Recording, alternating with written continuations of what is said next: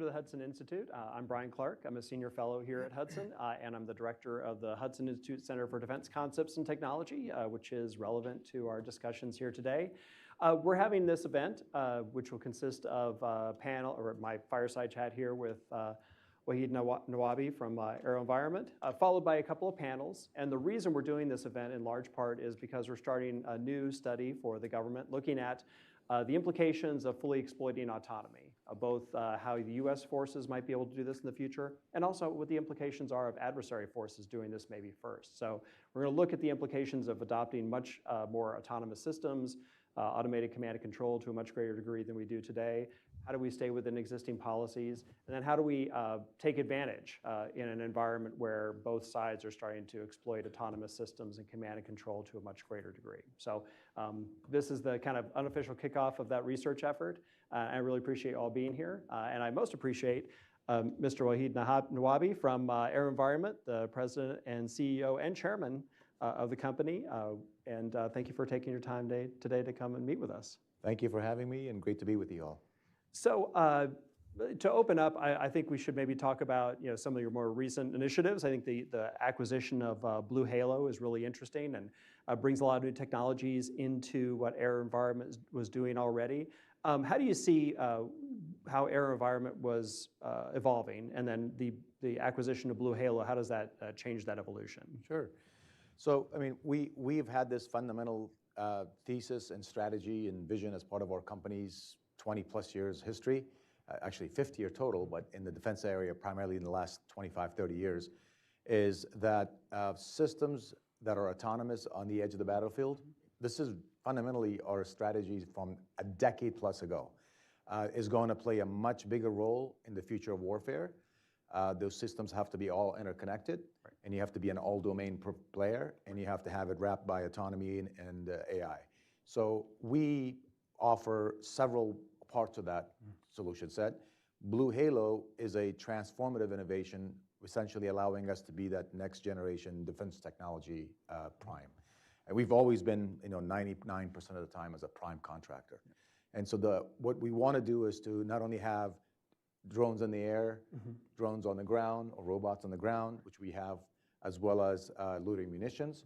Blue Halo brings the other 3 or 4 categories, which is counter-UAS solution, a layered approach to counter-UAS, space communications and technology, as well as directed energy, which is part of their counter-UAS solution, and EW and all that. So for us, it allows us to basically round out our portfolio to allow us to connect and offer a holistic, integrated, full, all-domain, interoperable, integrated, multi-domain robotic solutions.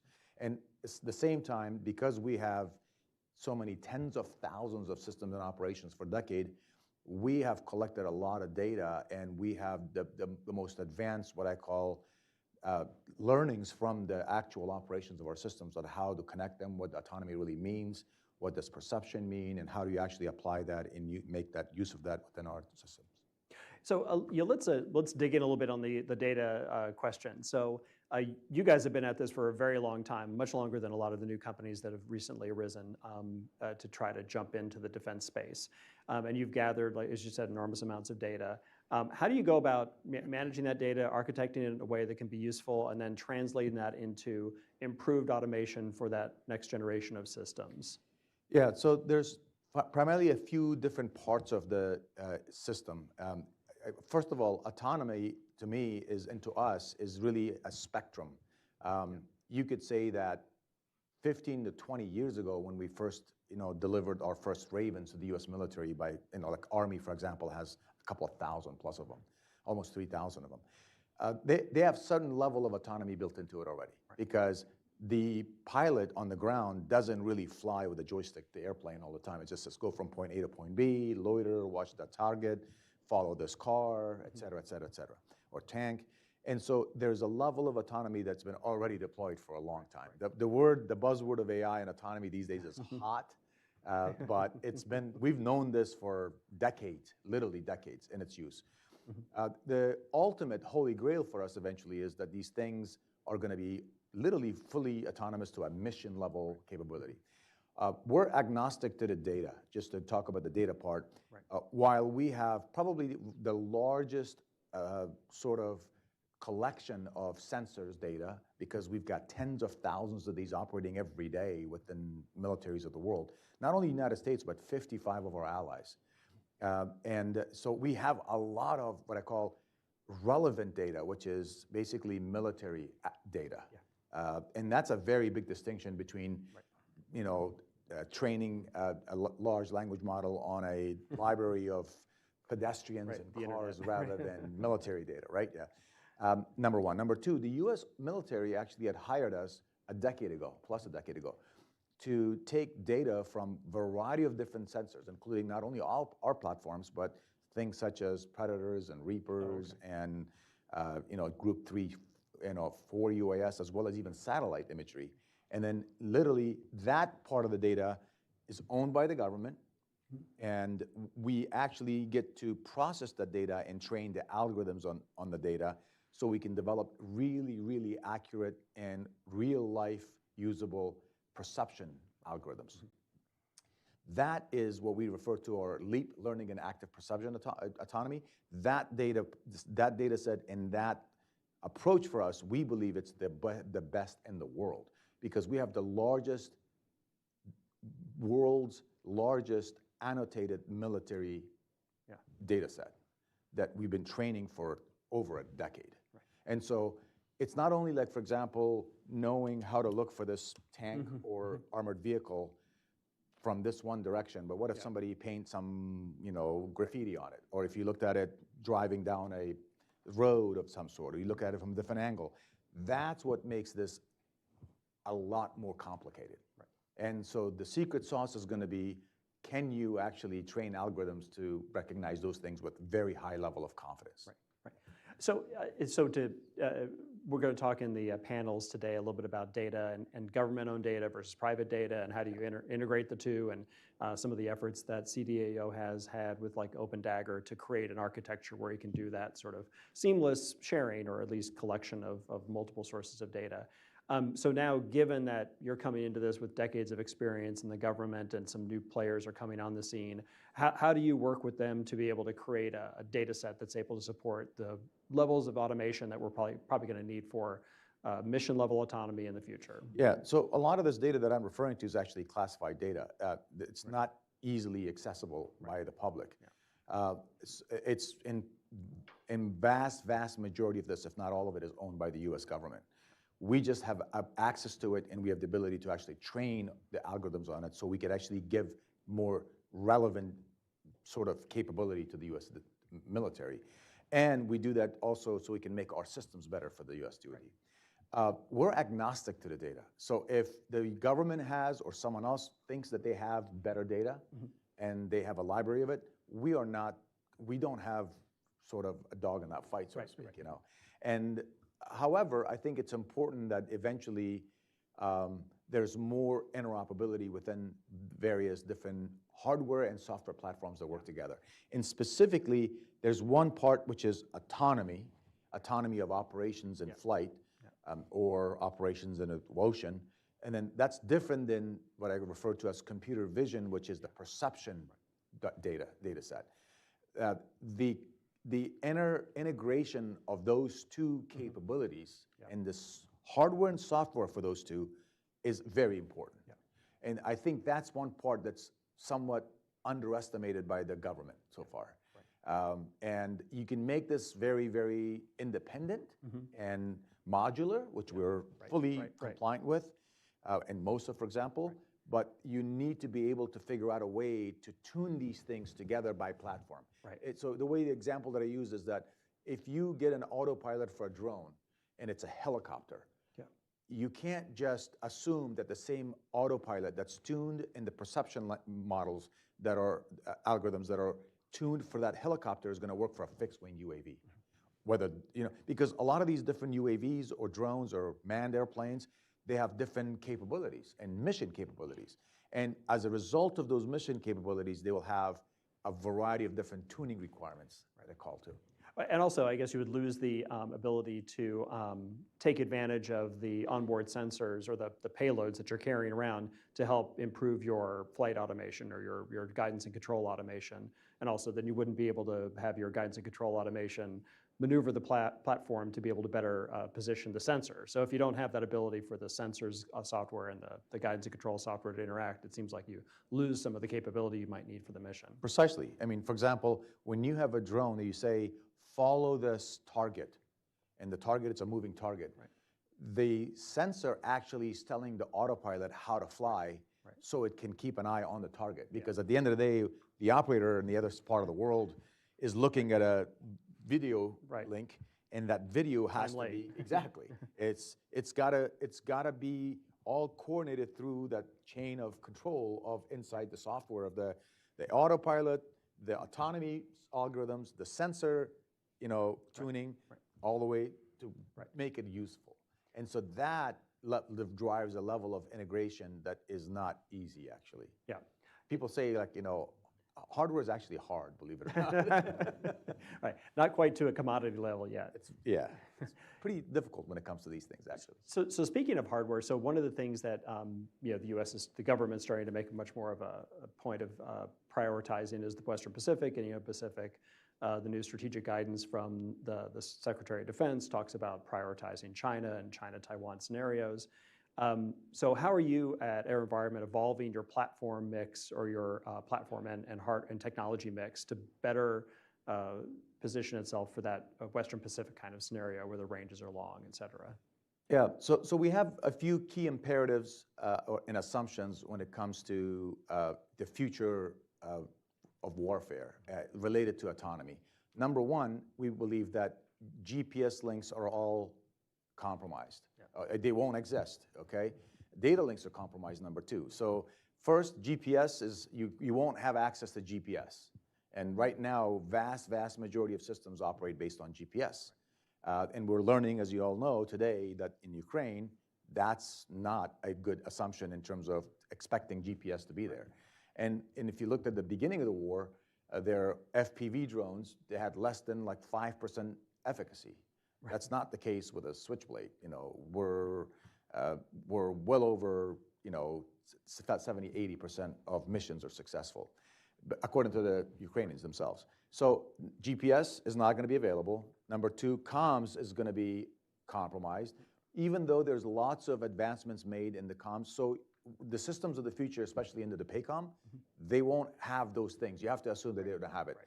Number three, mass is going to overwhelm.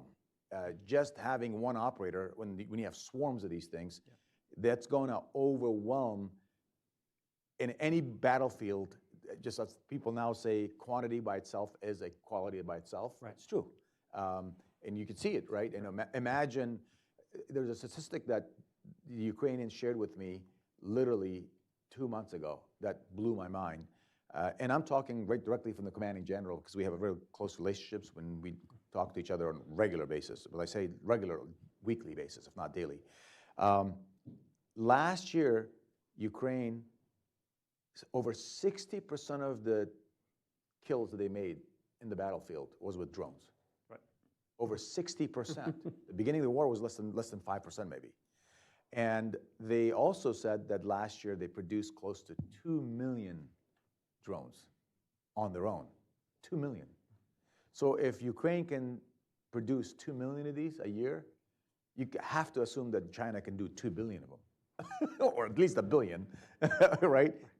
So when I actually heard this, I was in Europe when you told me this, I almost was gasping for air. I'm like, wow, right?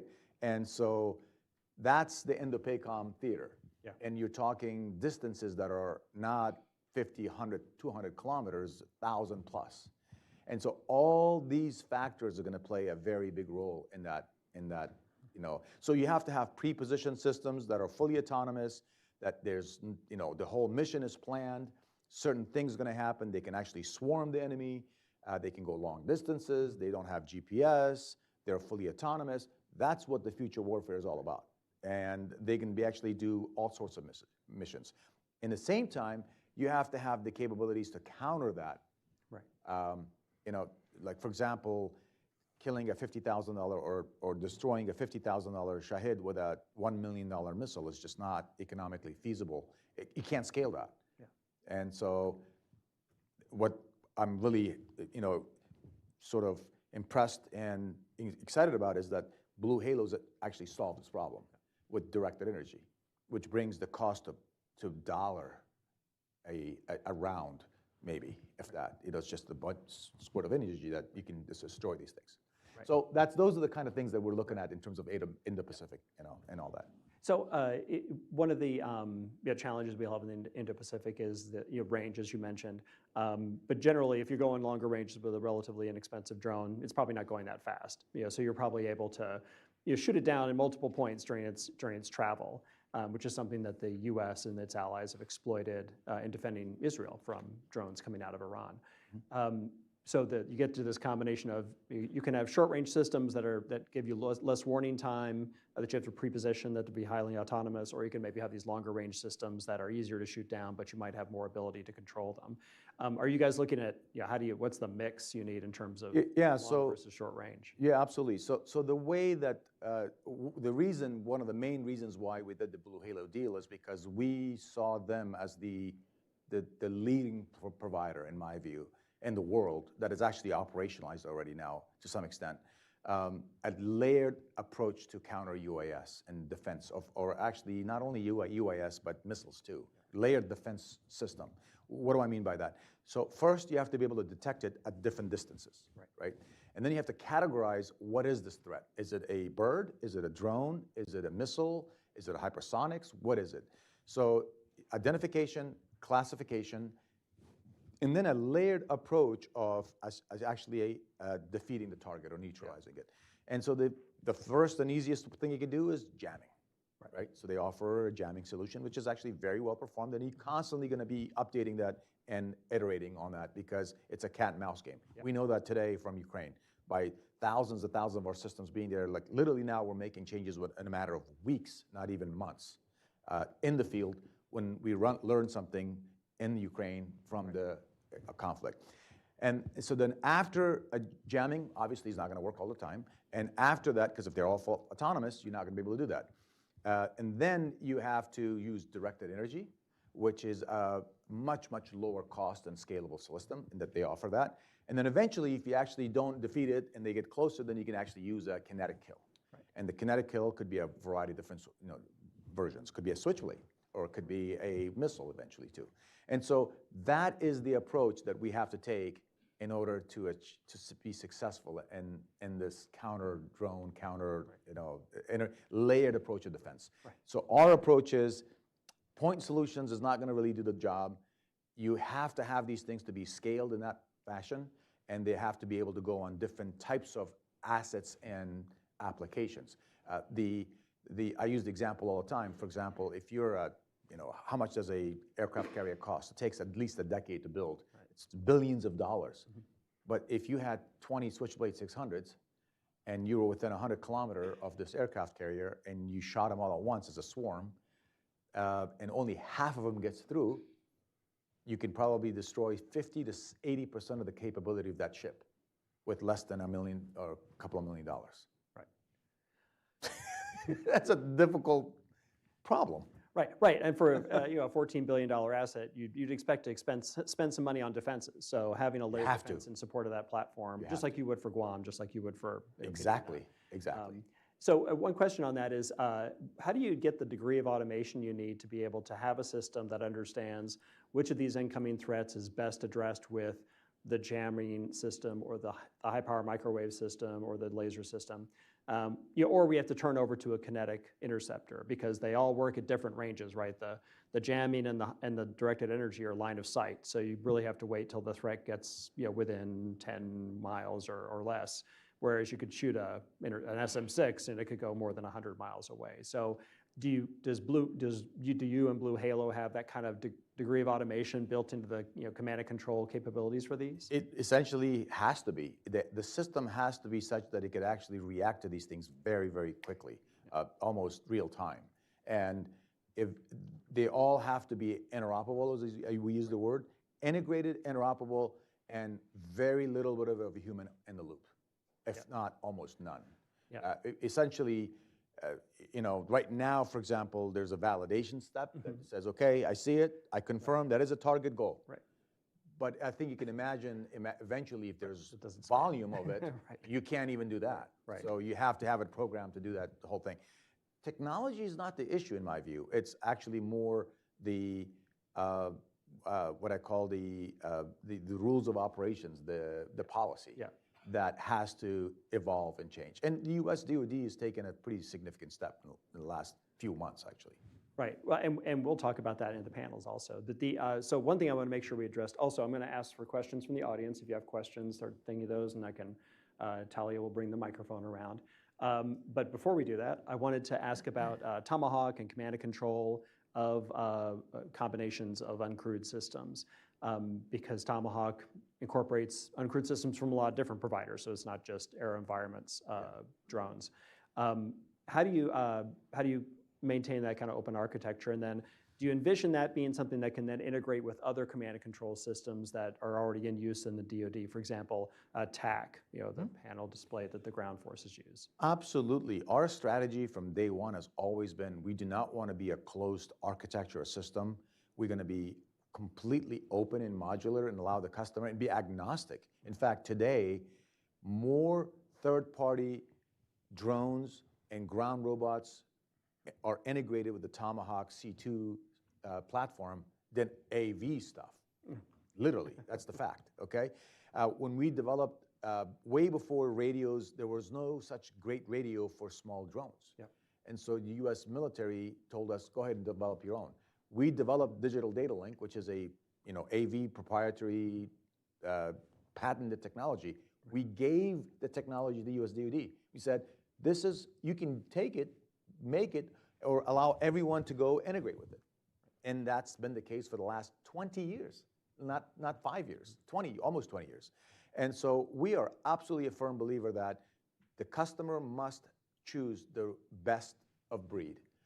We also know that historically and technically, it's very difficult for the customer to achieve that successfully.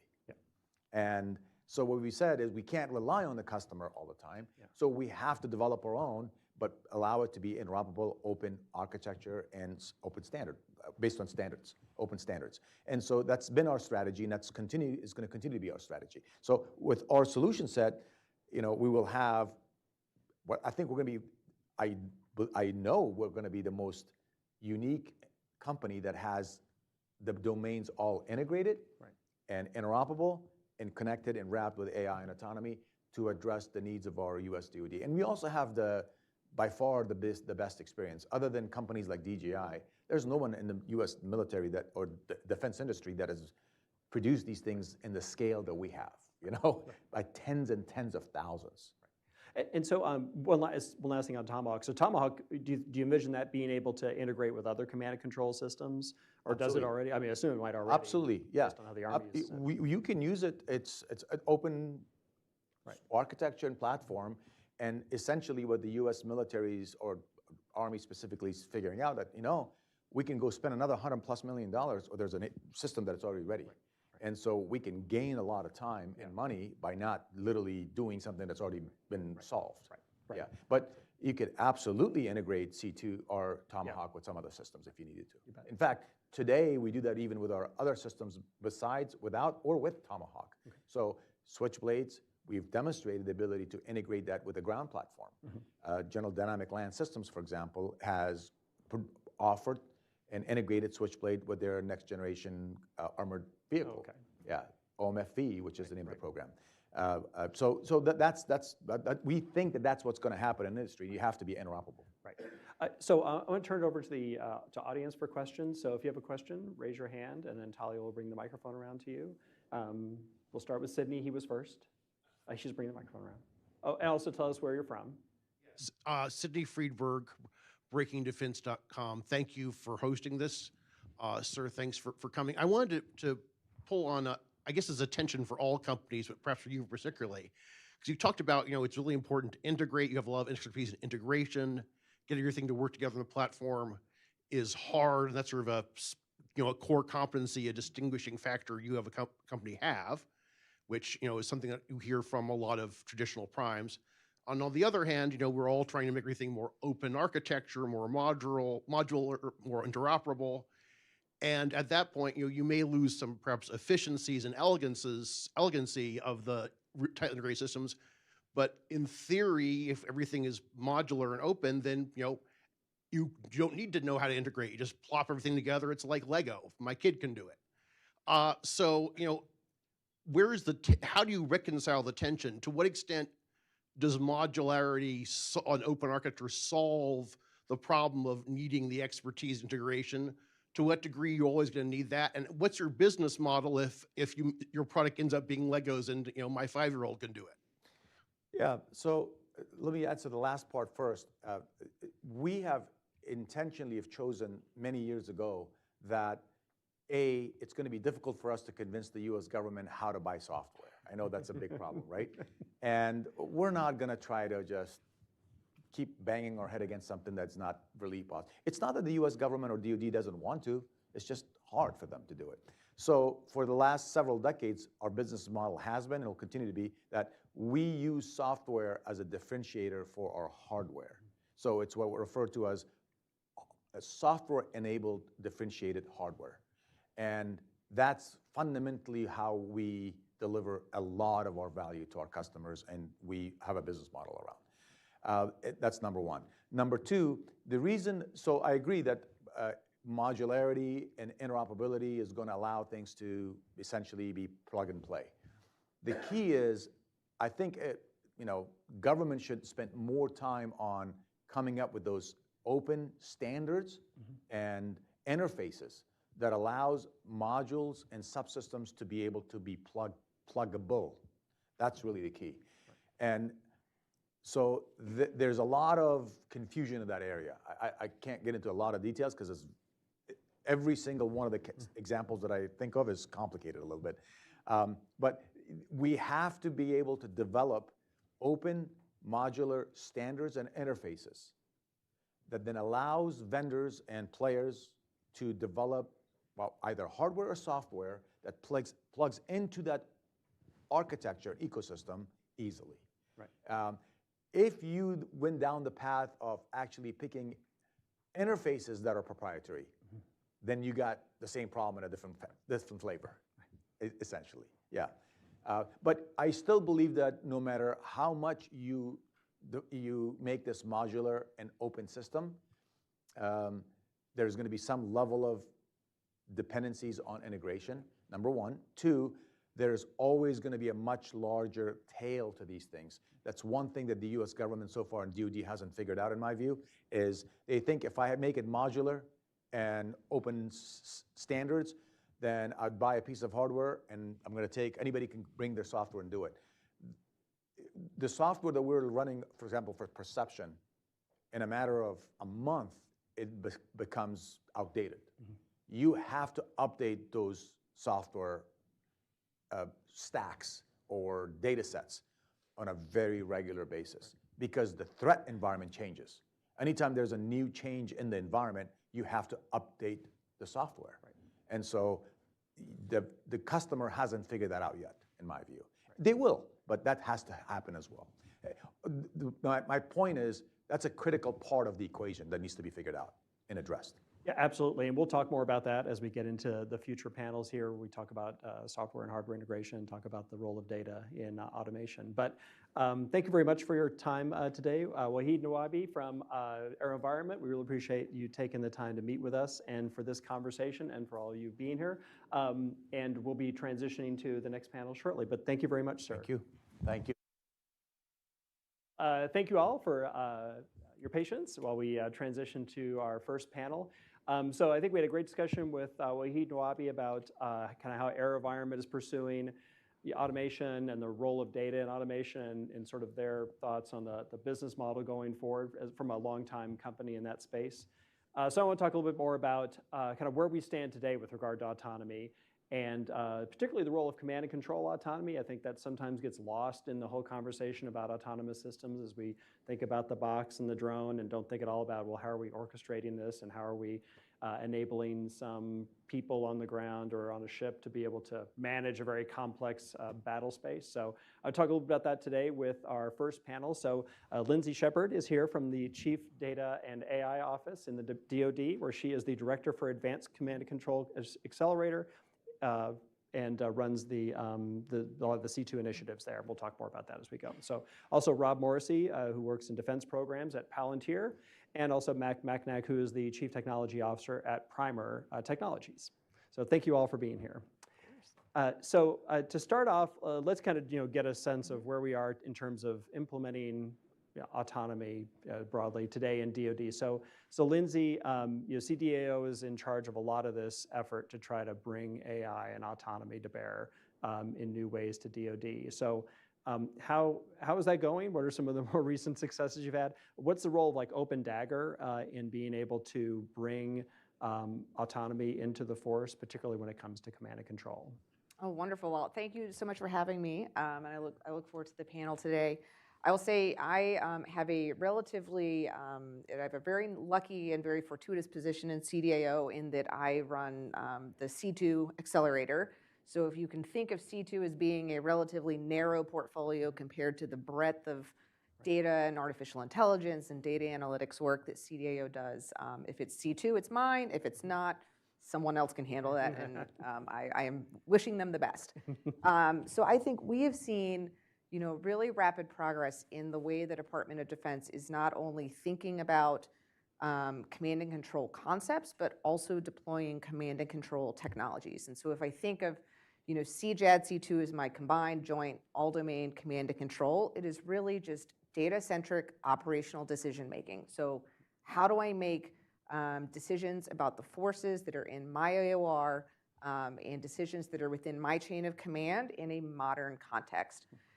So we have been able to really kind of push the boundaries on both the concepts, how do I employ that technology, how do I actually execute that command and control, but then how do I get technology out into the hands of the men and women that are going to use them?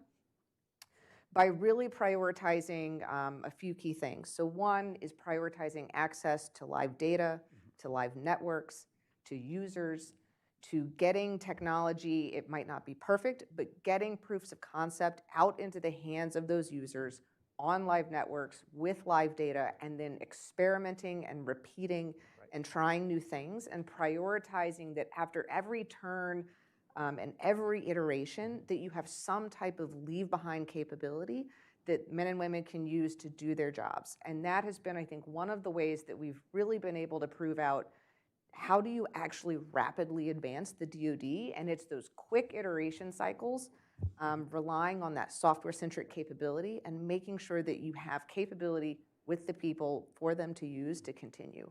The Open Dagger is the, I'm not even going to pretend that I can say the dagger part offhand here, but it's really was the CDAO's effort to open up the core data infrastructure of the Department of Defense, and then open that up to third-party vendors and applications, so that instead of having just one core stack of application, data layer, models and processing that the department owns and is the has control over all of that kind of core data integration layer, and then we can ensure interoperability for third-party vendors to come work with the department's data while preserving IP, while preserving all the kind of intellectual property. And so really opening up that enterprise so that we can take advantage of the best innovation that the U.S. has to offer.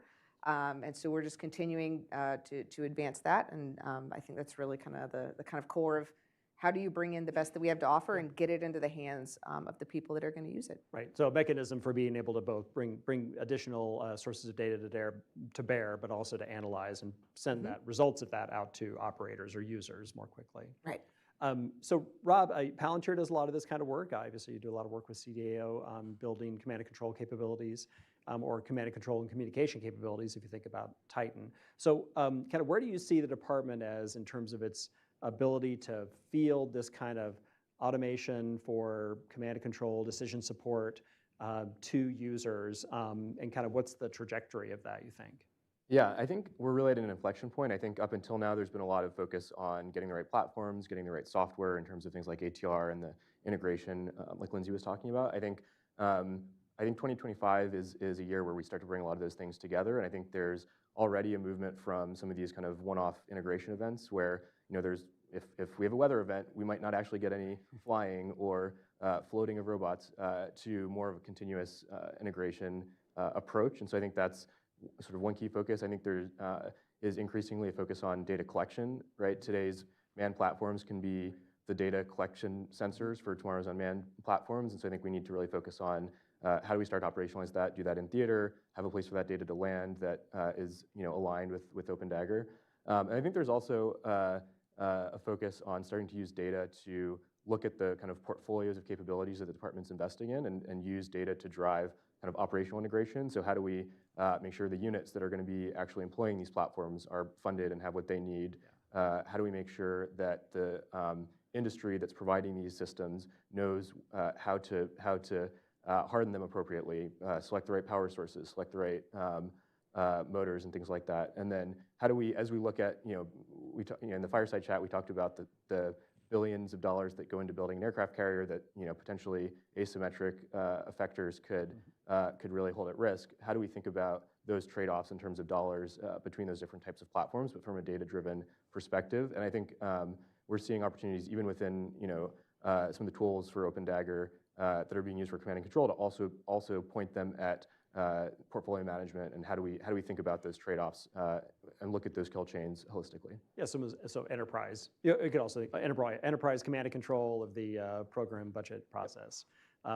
So Matt, your Primer is an AI company, fundamentally a data and AI company.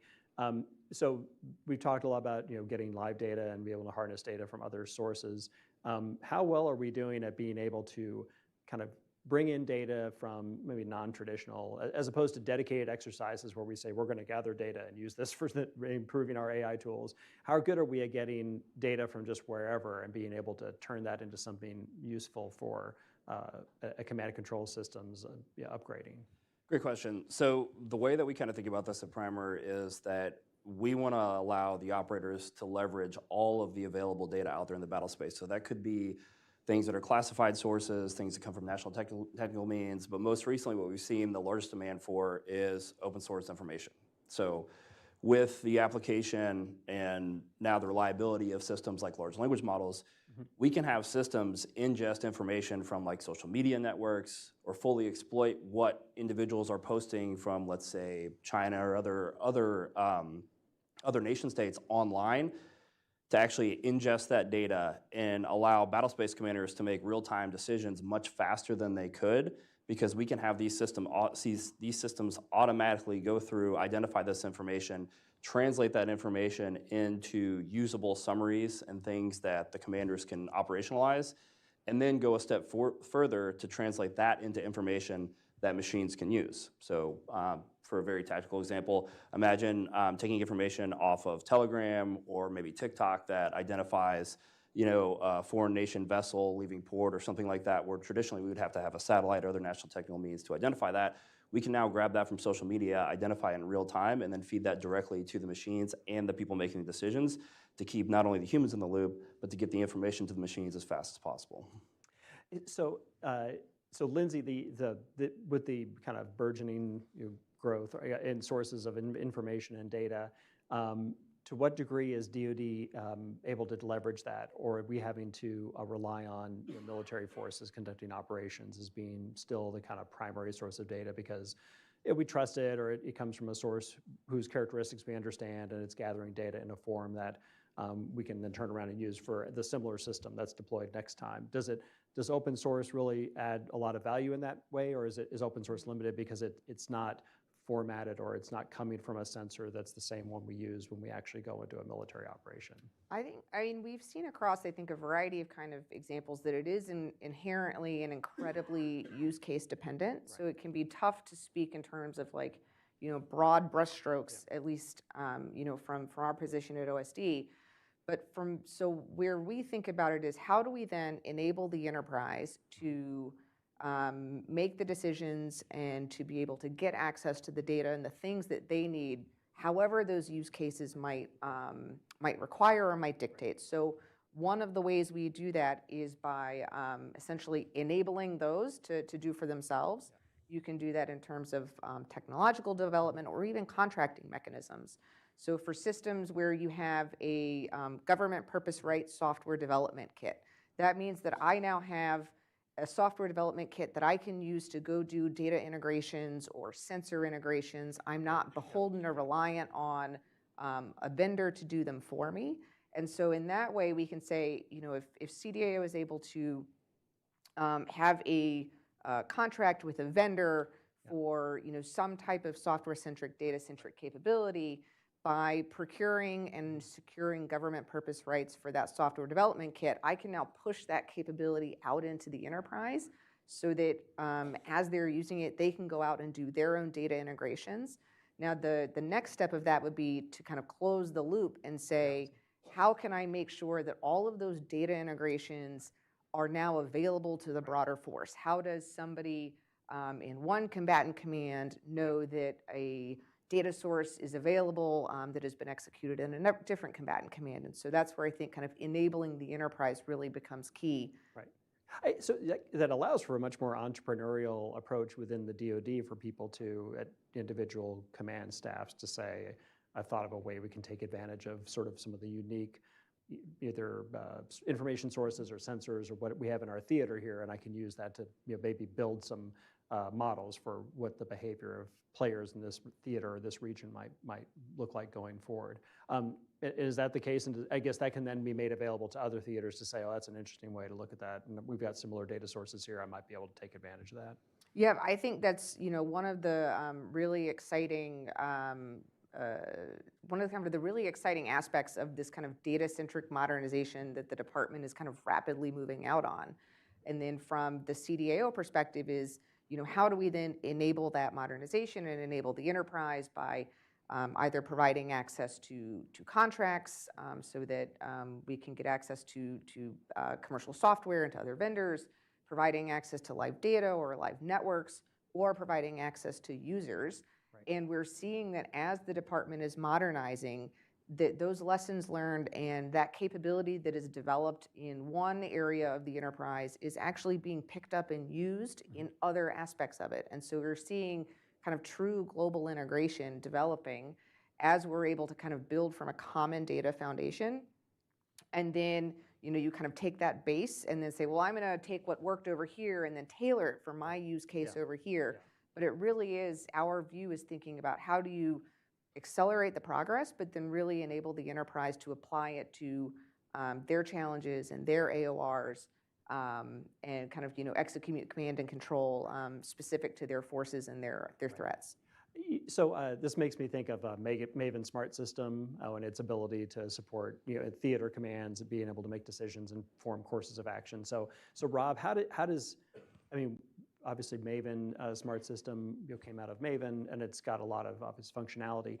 How well can it bring in these non-traditional information sources and bring in automations or tools that people might be able to develop and push up through OpenDagger into the enterprise? That way we can, because that's the system that a lot of commanders might be using in theater. Yeah, I think that's been a big focus of, like Lindsay said, the having the government own that SDK and the ability to bring in other third parties and build on top of it. I think the GI and guide is global information dominance experiment, not integration, but that is one of the outcomes we've seen, right? Having different combatant commands operating together as part of some of those guide experiments. And I think increasingly working with the joint staff too to look at how some of the systems that exist to bring together things like, what are each of the combatant command J3s investing in from an operations activities investment perspective, and how are those things tracked, and how are they looked at in the context of planning and the global force management process. I think there's opportunities to integrate some of those tools that have maybe been siloed C2 systems in the past with OpenDagger as kind of an operating system, warfighting operating system to bring those things together and then allow experimentation on top of it. So with something like that, can you envision a world where we would be able to you kind of manage our, I guess, align our operations with a level of force that we're willing to put into a theater, right? As we look to try to maybe pivot more forces to the Indo-Pacific and maybe reduce our presence in places like the Middle East and even Europe. Can you use decision support tools like this to figure out how do I make the best of what I have as opposed to build a plan and then make demands on the force to provide me the capacity necessary for my plan? Does it support that kind of iterative approach to build courses of action? I would say absolutely. I think there's a variety of different ways we think about command and control, and it's not just, executing a kill chain. The example that we're talking about here is really how do you integrate very manual, time-intensive workflows, and how do you bridge across disciplines from, say, my intelligence to my operations to my logistics, so that in this example, not only am I achieving efficiencies because I've now taken a workflow that could take weeks of time and intensive work. It comes up on a PowerPoint chart, but now I can accomplish that on an order of hours. Right. Is now my decision maker has greater context to understand the space in which he or she is deciding. I can now understand and think through the implications of, if I choose to reallocate a force from here to here, I can still make that choice, but I am doing so in a way that I am more fully informed on the context of what are those downstream implications. Right. Yeah. For example, if I reallocate a ship or if I extend it from here to here, perhaps now I have missed a dry dock time, and I'm now extending the time that another ship is going to have to be out in sea. And it's not about not making those choices, but it's about informing the decision makers so that they have a better understanding of the context in which they're making those choices, and that now I can present that information much more quickly. So I can reduce what we call the swivel chair operations of, I write down something and then I pass it, and Rob writes down something and then he passes it. But we're doing it through kind of a single digital chain of custody. We're reducing errors. We're increasing the efficiency, reducing the amount of time it takes to reach that decision, but ultimately I can make better informed decisions, and that is, kind of global integration example of command and control. I'll offer just one other example to tie back to kind of the autonomy topic that we're here for today, which is, I think obviously there's a lot of value you can get from open source information. That's great. There is going to be need to be a certain level of data collection in theater on actual adversary targets to make our unmanned systems successful. And I think, to the extent we think about those, existing force elements as sensors, we can think about how to employ them in specific AORs to be able to capture that data that's going to be needed to train, ATR, to train those behaviors and understand how, how the adversary operates. I think surface ships generate something like 150 terabytes per day, right, of data, and that's data from the electromagnetic spectrum. They don't necessarily have sensors that look like the sensors that'll be on small USVs in the future. And so how do we think about adding those collection capabilities, and then in the context of global force management, allocate our force elements to support developing an unmanned and autonomous force. Right. Well, and so you could see making, in an ideal world, you might be able to use those command and control tools to figure out what's a more optimal way for me to deploy my forces to gather the data that I'm missing, that I'm really looking for, because a lot of times when you're driving your ship around, you build your plan based on, well, I got to kind of stay in this area, so I'm going to loiter around here for a while. Well, there might be a more advantageous way to loiter, I assume, if you were trying to gather specific pieces of data. And for the ship, it doesn't really matter. It's sort of transparent to them. But for the people building data sets, it's not. Exactly, and it's one thing with satellites that have limited ability to maneuver, but I think we can choose to drive our ships around a little bit more freely. And so how do we think about that as well? So Matt, when you guys do, a lot of what you do is this data engineering, data management, data analysis function. Can you reveal these sort of opportunities when you're looking at the data set you've got and you say, oh, there's a bunch of gaps here in terms of, I need to look at, as Wahid was talking about, this particular orientation of this tank or this vehicle needs to be viewed by somebody, and we got to be able to turn that into something useful. Can you kind of reveal where those gaps are and help drive further data collections with the appropriate sensor? Yes, I mean, so instilling trust in the outputs and the predictions is one of our core tenets of Primer. our operators and intel analysts are not data scientists by trade, so they have to be able to trust the predictions and the systems that these things are providing. So when we talk about, Lindsay, you kind of mentioned like the course of action problem. There's not this sense of just, hey, the model is right or the model is wrong. It's not a black or white or yes or no problem. It's, am I getting the right data I need in the right amount of time to make the best possible decision? And as an operational commander, do I trust the information that's being provided to me by the system? So being able to trace that data or recommendation back to the original data source and say, hey, this is where this thing came from, to do that in a fast and efficient manner is very important. And then it'll also allow operational commanders or analysts that are using the information to say, hey, this looks right, but in these other areas, I'm missing these pieces of information, and then we can work with those partners to identify that and then fix those knowledge gaps. And you could see that could be part of this scheme. How do I do more with less? I mean, the department in a lot of ways is expected to try to do that. And it seems like better data-driven command and control might be a mechanism by which we could do that, especially if it's able to gather the appropriate intel to give us the ability to better operate in the future.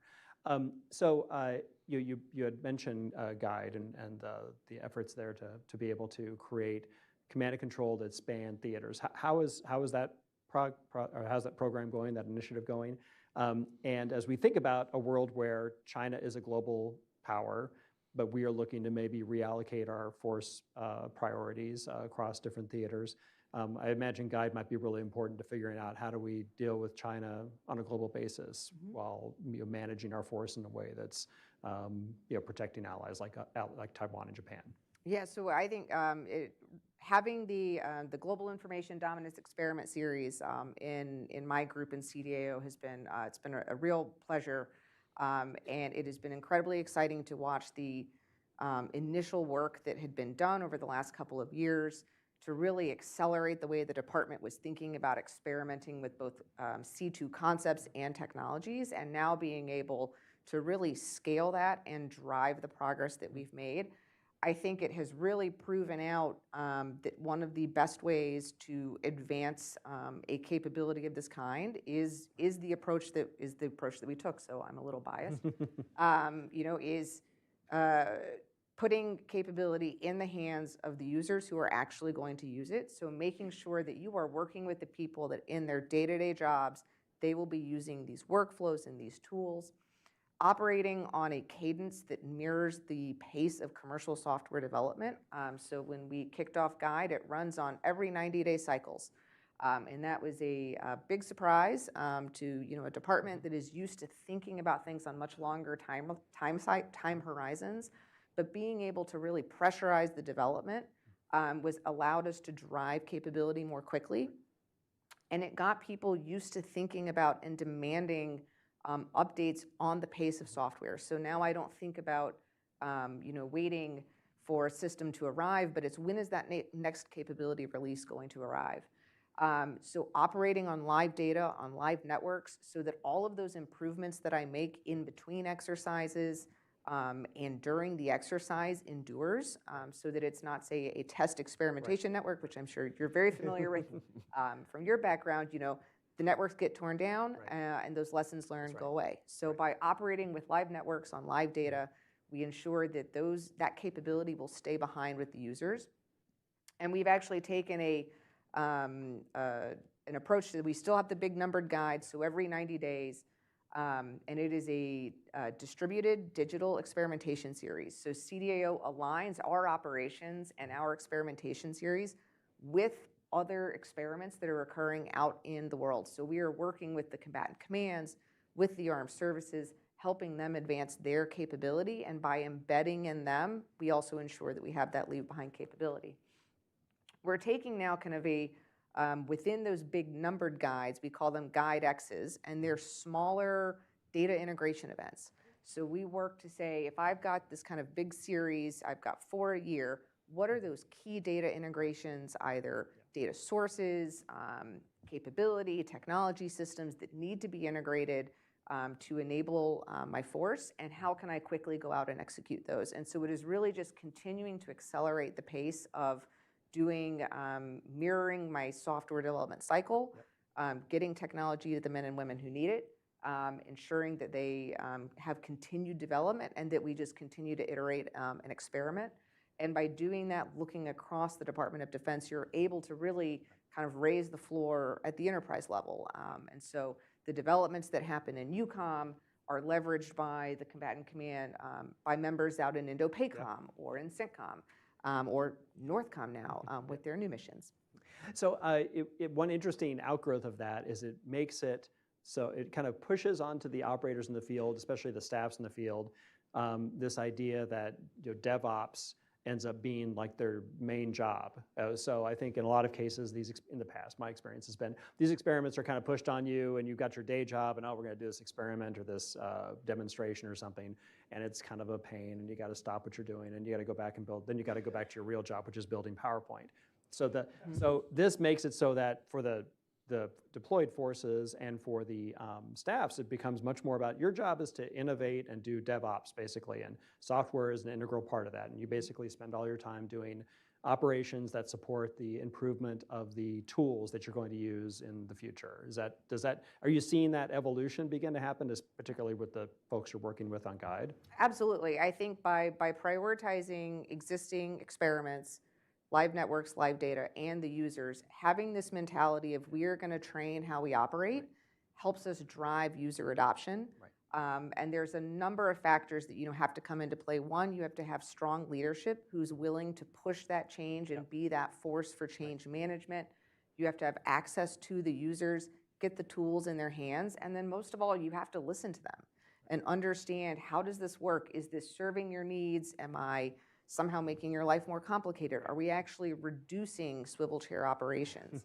And so having that kind of, bringing that customer-centric mindset to the way we do experimentation, having buy-in from the leadership level, top-down pressure, leadership that is willing to set the example of this is how I want my forces to operate, that allows us to really get after user adoption, which is I want them to continue to use it, and I want them to continue to drive improvements long after the experiment ends. Right. And so live networks, live data, users all help serve that, that goal of user adoption. Right. And I'll just add, I'll leave out some specifics, but I mean, there are capabilities that have graduated from Guide into day-to-day usage, right, for real world. So I think CENTCOM, and you can decide which we can speak about, but CENTCOM and the Joint Staff have done that. I think increasingly INDOPACOM is doing that. And I think there are cases where that is reducing the amount of PowerPoint that's being created then in day-to-day operations because people are using real data, live data to make decisions.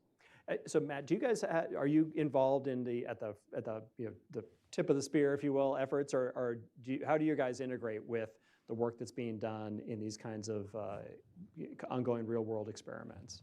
Yeah, great question. So one thing I want to touch on that Lindsay said, working with the individuals, having the model behavior, right? So you need buy-in from leadership, but you also need buy-in from the users too. If you're building tools that users can't use, or they view it as just another shiny toy and an object that's going to go away, you're not going to get adoption, and ultimately they're not going to get any value out of it. So being able to show them how these things work in real-world examples that solve real problems in their day-to-day jobs is very important. But you also can't, optimize, or you can't take their the entire amount of time they have to do their actual job. So it's got to be short enough where they see the value and then they start slowly adopting it. And then you need the leadership to actually start modeling the behavior.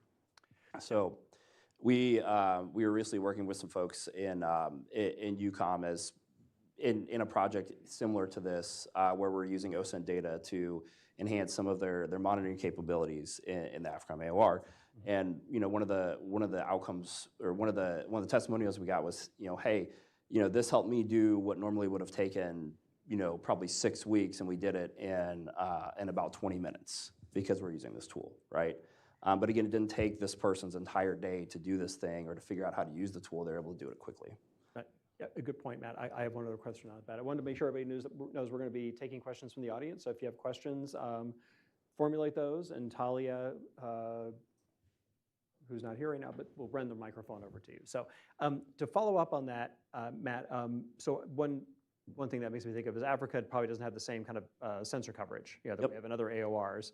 And so using OSINT and being able to really take advantage of what data is available and turn it into something that can be incorporated into the real command and control tools we have, that seems like a big advantage. So is that something that we've been trying to exploit by virtue of the open source kind of capability? Yes, so I think you hit the nail on the head there. It's really where, where does our DoD and our personnel not have a national technical means to monitor information? And even when they do, are we also taking advantage of open source information to fully exploit all the data that's out there to get the data to the right people as fast as possible? And so in this specific case, you're absolutely right. There was not a lot of traditional sort of classified monitoring capability, but they're able to leverage what was out there in the open source that had been basically crowdsourced and provided by everyone in that nation as to what was happening for that operation. So thank you. Questions from the audience. So well, we'll start with this gentleman up here, and then we'll go to Sydney. Sydney got his first question. Hi, Mark Hogshead from Rendered AI. I just want to say thank you to everybody on the panel. Very much enjoyed the discussion. My question is really around risk. So we talk about the use of autonomy AI and the drive toward autonomy AI. What kind of thought is being put into continuous evaluation then that the models are performing the way that we want them to? And then additionally, how are we doing continuous evaluation of the data? So for instance, open source, our adversaries know that we're using autonomy AI. They can pervert AI, whether it's physical alteration of objects on the field, or the adversarial machine learning of perverting the images that are online. So what is the continuous evaluation assessing the risk, not just the performance of the model, but also looking at the integrity of the data? Because if we're integrating open source and that open source data is now in a classified environment and then being used to train a new model, how are we tracking that and how are we thinking about that risk? And it's really a question for the entire panel. Thank you. Yeah, Lindsay, how are we? I was gonna say, who wants to technical weeds or? Oh yeah, I'm happy to start here. Yeah, I can take that one. So on the open source side, the approach we take is not to rely on one single source, right? So you're absolutely correct. Our adversaries can go out, can put whatever they want in open source, and try to misinform individuals, right? But when that information is correlated across multiple sources, and we're not talking one or two, 20, hundreds, and then also being able to have that data correlated with high-side information as well, you start to reduce that risk. And then when it comes to how are we checking the efficacy of the models, that really goes back to being able to trace the recommendations or the outputs back to their data sources, so that the individuals using that information can understand where that data came from, and then can also make their own judgment. So they're not just they're not just pressing the big red I believe button. They're saying, okay, I understand what this is based on, and it makes sense to me.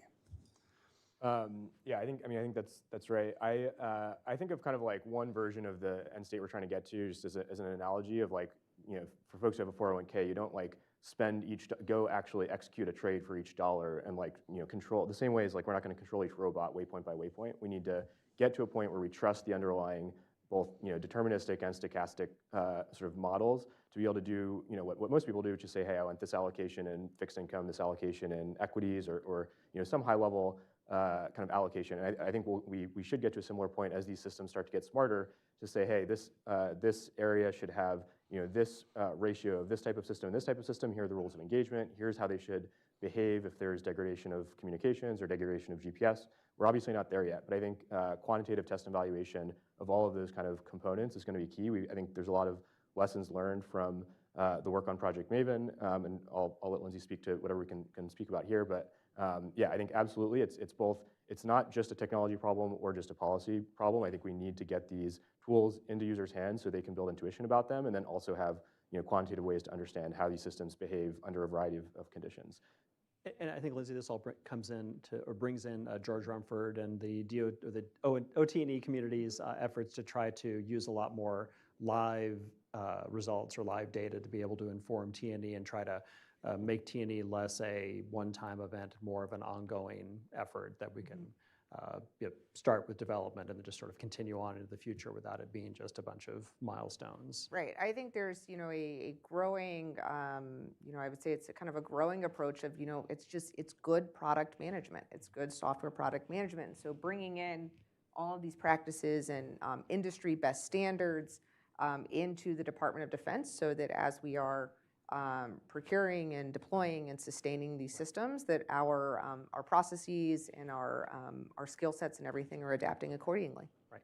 And I should add one last point. I think we talked about these risks for our own development of autonomy. I think part of this workshop is about what are the challenges and opportunities as our adversaries adopt more autonomous systems. And so I think we should also be taking the opposite view of, hey, what are the opportunities this creates from countermeasures and effects we can generate as our adversaries kind of follow the same path. Yeah, why aren't we poisoning the AI data pool, or at least theirs? Hopefully not ours.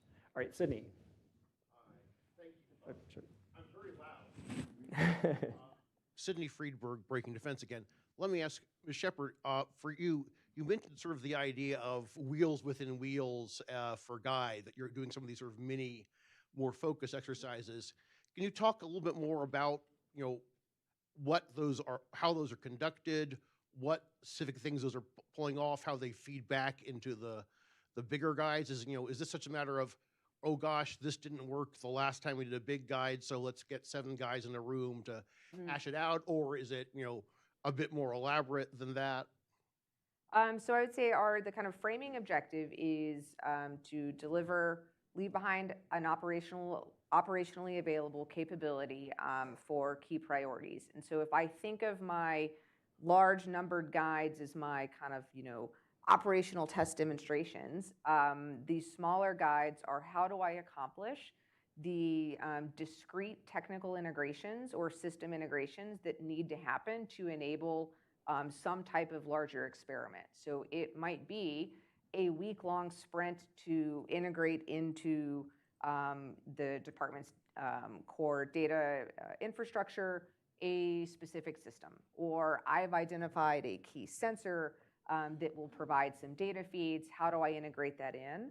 Or I've found perhaps readiness data sources, for example, that I may need to get off of some type of vehicle or vessel or whatnot. And if I kind of map out those smaller integrations that have to occur in between the larger guide, I can then use the guide to really focus on how do I get the leave behind capability with the users? Are the workflows assisting in their day-to-day jobs? And so think of it as kind of, it is all driving towards enhancing the capability that is already out there that is being used. I think, one big takeaway is that, CJAD C2 is here today. It has been here. It is not a, far off state or system. And we're using this kind of constant iteration of capability development and system integration to continue to drive and enhance that baseline. So, in other words, instead of coming to the guide and saying, oh wait, these two things actually don't connect, now the process is a bit more mature, you can say, oh, looking ahead to the next 90-day guide, we know that sensor X we really want to try out is not going to connect with that COCOM system, so we're going to do a sprint ahead of time, as opposed to, previously you might have shown up and found out, oh, these two things can't talk to each other. Is that sort of the basic issue? Yep. Thank you. Right, another question, ma'am. Charlie is coming to you. Oh, hold on. Sorry. So people can hear you online. Hello, my name is Irina Kapanitsa. I'm from Ukrainian military development sector, I would say. One question is regarding policy making. Are you working now on, because it's what we were discussing recently with our officials and militaries, that there's urgent need of new doctrine from policy making side. A new doctrine regarding robotic systems and munition applied for them.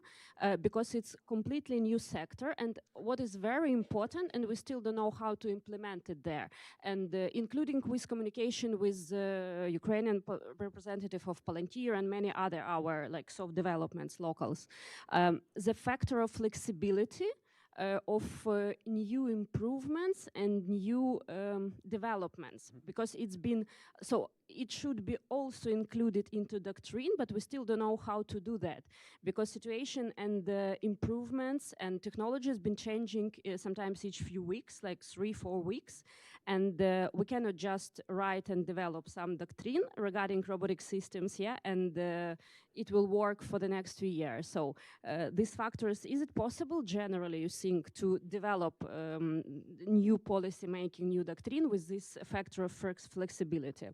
And including logistics, storage, all generally, the whole stuff. Because, for example, what I see from Ukrainian landscape, it's a bit chaotic when everyone, some moment everyone decided that, oh, we all need drones.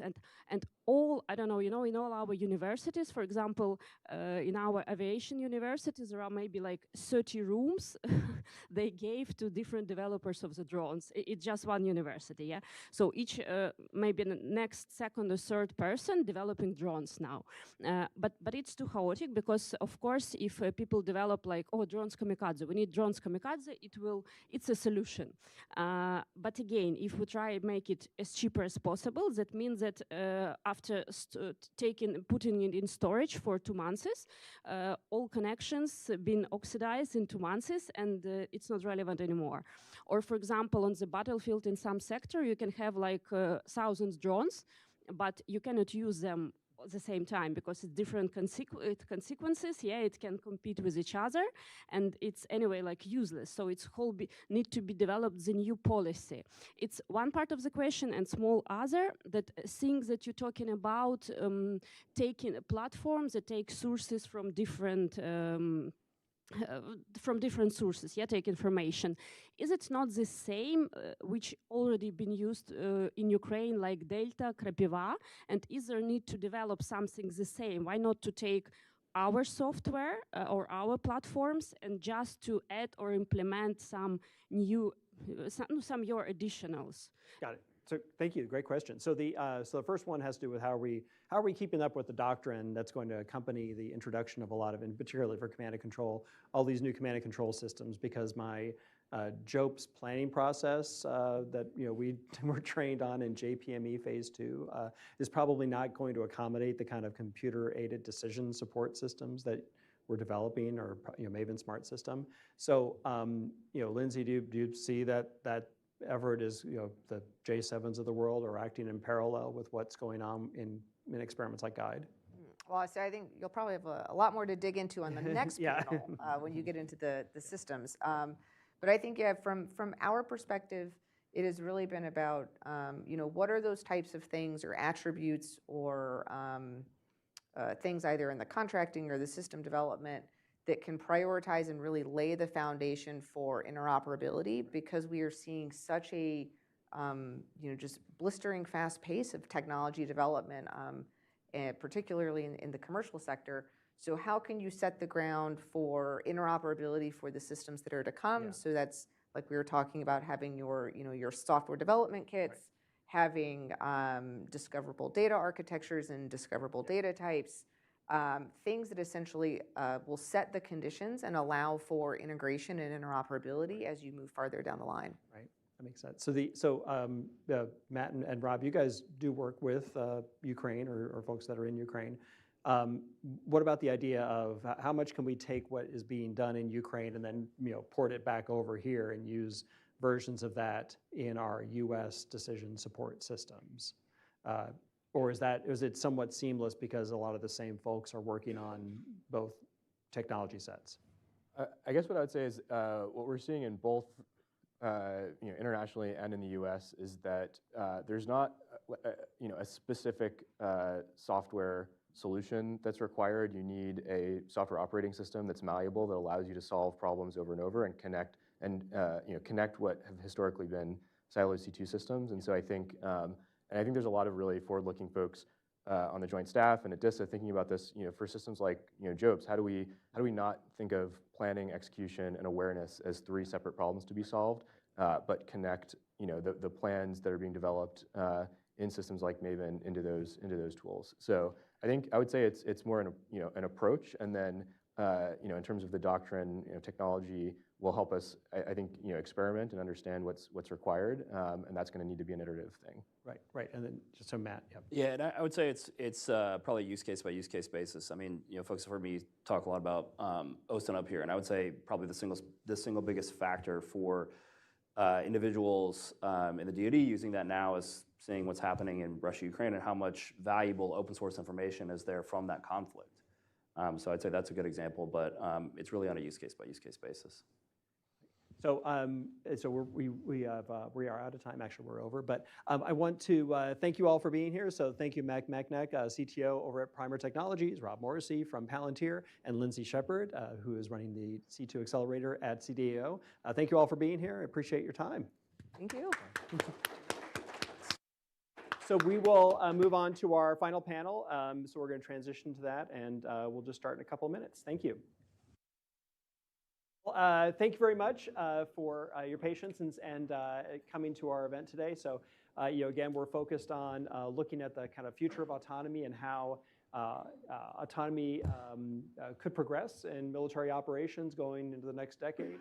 In a lot of ways, I think the U.S. has not fully exploited the opportunities in automation, and our adversaries may choose to do it before we do. And so, as I said, we were doing this study to look at how if we go to a more fully autonomous force, what that looks like for the U.S. and what it looks like if adversaries do it, and what opportunities that might present for U.S. and allied forces. So to support that discussion, I wanted to have a panel today talk a little bit more about the future of autonomy, and particularly how it relates to system-level autonomy as opposed to command and control, as we had in our last panel.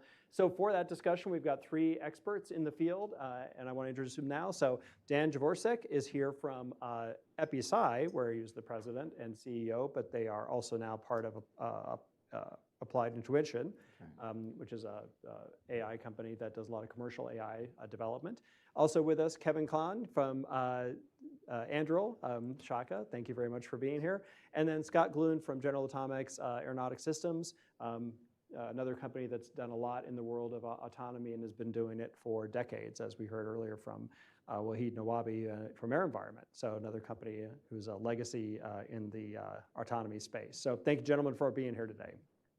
So I wanted to start out with kind of how our military is incorporating autonomous systems into their operations today.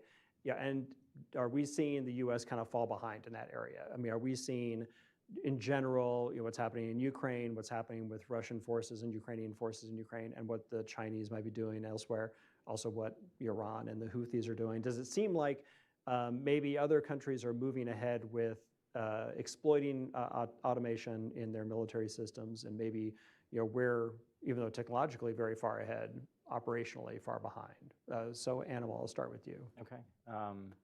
Yeah, it's, one of the things that's a common misperception is how much autonomy actually exists out there, right? You look at something on TikTok or on YouTube, and you have this assumption. In fact, if I were to ask my mother-in-law how much autonomy is in a Predator or in one of these drones that they hear about on the news, you find out that actually it takes an army of people to run one of those sorts of things. So the autonomy is not quite where people's imagination immediately takes it to, and that's for a variety of reasons, right? It turns out if you're looking at cat pictures on Facebook, you have there's not a whole lot of high consequences associated with making the wrong decision. But when it comes to military systems, right, it's very important that you get that correct, and it's these edge and corner cases that oftentimes bound our willingness to accept and deploy that sort of autonomy. I will say one of the things that you find in Western cultures is that we have a tendency to be quite a bit more thoughtful and deliberate about the way that we do these because of those corner cases, because there's high consequence outcomes that are associated with the implications that are legal, moral, and ethical of the sorts of decisions that we might be turning over to autonomy. So you find that it's not nearly as automated as you might think, but we are moving in that direction. It's really hard to try to gauge where our adversaries are going, but we will say that the PRC and others have a tendency to not have these reservations, and as a result, we might see them embrace it a lot more rapidly. Right, right. Yeah, good point. And you also brought up, some of the elements that I think we talked about in the last panel, as well as logistics and sustainment. And there's pieces of automation, autonomy, that still humans have to be involved in a lot. So you might have a system that might be able to control itself and do image recognition, but fundamentally there's a bunch of people that have to keep it operating. We also find that I think when you do start actually implementing these sorts of things, we in the West have really gone down the path of alleviating the routine and the mundane, the swivel chair that you kind of heard them talking about in the previous panel. Our adversary has very clearly articulated intelligentized warfare, which is really getting after shaping the will and the perception of one's adversary, and that is what they do well, right? 100-Year Marathon, if you haven't read that book, it's worth the read, because the willingness to pursue a very direct and focused goal for a long time is something that our adversaries embody, and we probably could do better at doing that. Right, or at least think about how we're going to counter it. Exactly. If we're not willing to. Yeah. So Shaka, where are we with fielding autonomy? I mean, obviously Anduril is doing a lot of this work right now, and maybe the use cases also lend themselves to automation to a greater degree than a more open-ended use case than you might see for a Reaper, where it could be almost anything that it might do. But Sure. Yeah. So a conversation that I find myself in a lot and just tends to resonate with a lot of the various people inside DoD and even internationally is the diagram that looks much like, what is the legacy way of unmanned systems, which is many humans to a single robot doing a thing, right? And that is like the truth of where we've lived for a long time. And to Animal's point, like not a whole lot of autonomy in that. There certainly are elements of it that could be, but that's kind of the legacy paradigm. What really in the last, say, 2 to 3 years, we've just kind of seen explode globally is what happens when you transition to one-to-one, which is mostly what we've seen, first-person video, drones on both sides in the Ukraine-Russia conflict, and elsewhere as we see our adversaries in the Middle East employing like long-range, one-way drones. Oftentimes, they're going to be autonomous, but they're not necessarily teaming at the edge. They're not doing where I think everyone kind of universally acknowledges like the next step of that, the next logical, like disruptive capability that's going to exist in warfare is when you can translate that to one-to-many. So a single human operator that is teaming with, maybe it's homogeneous teams, maybe it's heterogeneous, maybe it's multi-domain, maybe you're able to operate in out of comms-denied environments. And just what level of permission do you put that human operator? Are they approving every strike? Oftentimes things like our policy and our rules of engagement is going to dictate if it's a human in the loop or a human on the loop interaction. But that kind of, and I'm saying bottom because normally when I talk to it, like you talk about that future is really where I think universally. All the militaries, obviously the U.S., all the services, pick whether it's CCA or DIU Act or whatever the thing, right? Everyone's trying to arrive at that. I think fundamentally, like the technologies exist today to make that world real, but we still have a long way to go to actually operationalizing. There's a lot of challenges when it comes to integration. How do we actually fund and sustain those capabilities? How do we get them in the hands of warfighters? We're seeing hints around the world. I don't want to talk, I don't know necessarily where is China on that curve. I don't know, and I'm not going to really talk to that. But I think there is relatively universal acknowledgement that like the advantages at the edge in the battle space when we can make that world a reality are going to be very clear. And we need to be pursuing that future very aggressively inside the United States and elsewhere. And I think one thing we can think about if we do try to mirror image onto China, well, what are they trying to do? They're going to encounter these same challenges, and so it may create opportunities if we can maybe exploit the challenges that we have, when they're encountered by them. Yeah. So Scott, so General Atomics has been doing this, uncrewed systems forever. I guess forever. A very long time. That's right. The 1900s. That's right, the 1900s, exactly. So, and having to basically deal with the fact that, automation back when you first flew the, first predecessor, I guess, of the Predator was pretty limited. And, even today, it's challenging when you do real world operations in a multi-mission platform. You can't automate everything. And so How do you think, how far do you think that that's progressed? And then what's the next step for automation when it comes to military systems? What's needed for that step? So I think a couple of pieces, there's a lot that's thrown out, I think that's very useful in its own discussion, in its own right. I think when we start talking about a legacy, if you say a legacy system and where we were with automation, I think it is very important to look at it in terms of that was done because of policy. Yeah. Right? So everything has that equal and opposite reaction, right? So it's not that industry said, hey, here is, we need a state of the art. It's, hey, here's what I want you to do, industry. So requirements matter, policy matters. And I think we have to look at that when we try and understand. I'm not going to project what we think about, China and how I think they may act. What I do is, I think it's useful, though, to look at maybe examples within China to sort of gauge how they're approaching the problem. Are they approaching it the same, or are they doing it a little bit differently? And so if we look at it, when we look at China, take the use case of the CCP and kind of their approach to data management, right? So we talked a little bit more about data management and everything, but look at it kind of how have they done it, and would that extend to the PLA? And so in the CCP, most would probably say they're fairly effective at using data to manage a population. Yeah. Right? They do it. And so what have they done? Well, they've done data as kind of a broader cycle of management. They've got an organization that's set up with roles and responsibilities to manage that information, right? They've got places to store it. They've defined who can access it, right? They define who they contribute to. They've certainly got a way to refresh the data. So when you look at all those pieces and parts that are necessary to sort of now begin applying ML or anything towards it, well, they've kind of done a lot of that. Now, it is a fair debate as to whether or not that extends to the PLA. The PLA is certainly not as organized as the CCP. I think there's some differences there. But again, I think it's useful, right? The other piece of that is when we look at Ukraine or we look at the Middle East, there's this issue of policy and how they've approached autonomous systems. Certainly, they have a different ethical standard in many use cases than we would necessarily approach it with, right? It's just the fact of it. We have to work within that. So what is the state of the art to the U.S. industry, and how do we do that? I think we've got to find a way to sort of identify those pieces and parts of the architecture that we want to collect that data. So it's collected, it's conditioned, right? It's to actually store it, to manage it, all those pieces and parts. And hopefully we'll get to this later, but this is all the things. Where is the U.S.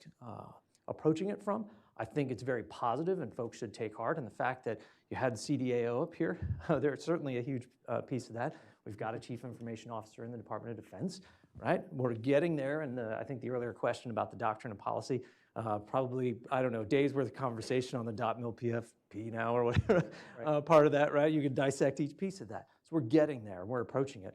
I think Animal made a great point in that we tend to take a more deliberate approach at it. There's two pieces of that. There's overthinking, and then there's what's good enough. And that's what I would argue, where we are now is kind of defining that. We see it every day when we fly, any aircraft around the world. What's good enough in terms of automation? The Army accepted one approach, the Air Force wanted a different. And I think it's a fascinating discussion in how those are. But I think that really gets back to the core of the problem is what are we willing to accept? Yeah, that's a really good point. I mean, and that's one of the things we're going to focus on in this research is figuring out to what degree policy is going to hinder us. And then if you can't change policy, well then, how do you slow the other guy down, right? Because if you can't, improve on your own along that same trajectory yourself, well, maybe I can throw some roadblocks in the way of somebody else being able to use their capability effectively. Animal, along those lines, do you see, do you see that there's the competition in terms of who is likely, or which different combatants are likely to get to more fully autonomous force first, and then are there inherent advantages or disadvantages to fielding a more autonomous force first? Yeah, I think what you find I think you actually wrote a great article 10 years ago, so I'm going to shamelessly plug your What It Takes to Win. Oh, yeah. If you recall that one. Right.